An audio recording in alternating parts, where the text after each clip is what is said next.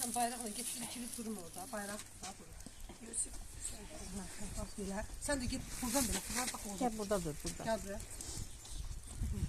Bir şey. Ay.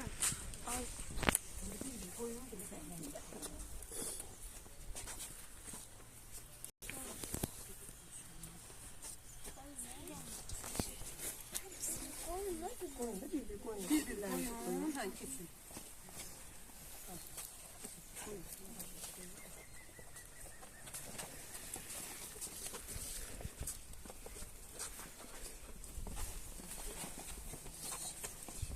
Başını dik tut. Şehit anası.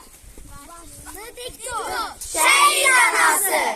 Başını dik tut. Şehit anası. Başını dik tut. Şehit anası.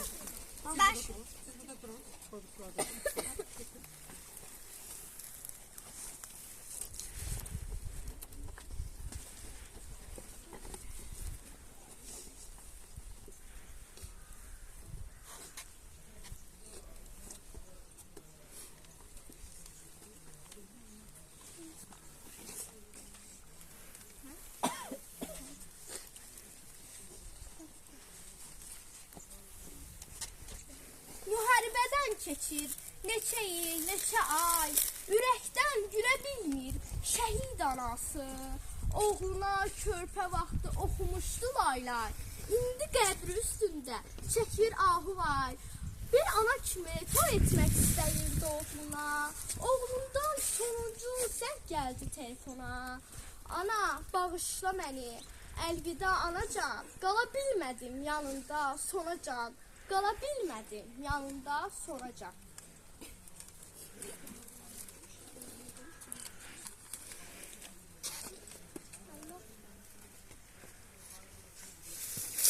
Şəhidlik adı dağlardan ucadır şəhidlik adı. Tarixi qanunla yazdım şəhidim. Səninlə fəxr edir vətən torpağı. Bu torpaq halalım olsun şəhidim. Anan qəm içində can balam deyir. Sənsə zirvələrdən ona baxırsan.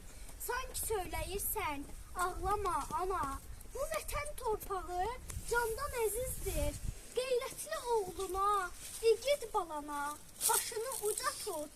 Şəhid anası, sənin övladının ruhu göydədir. Hər gün salamlayır günəşlə birgə. Deyir can ana, ağlama ana.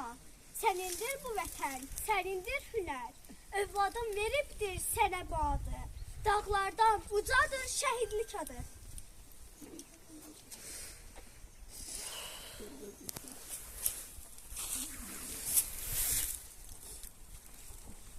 Mən şəhidəm, ölməmişəm. Şəhidlər ölməzdi axı. Ölməmişəm, yaşayıram. Dönüb vətən torpağına qarışmışam. Sarılaraq bayrağıma qarışmışam. Allah şəhid anaları səbir versin.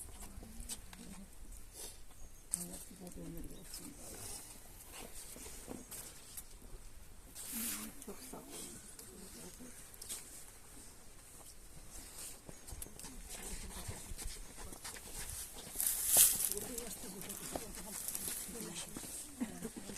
Orada da durun. Tam böyle. Bak bile durun. Şahane sepultan gider.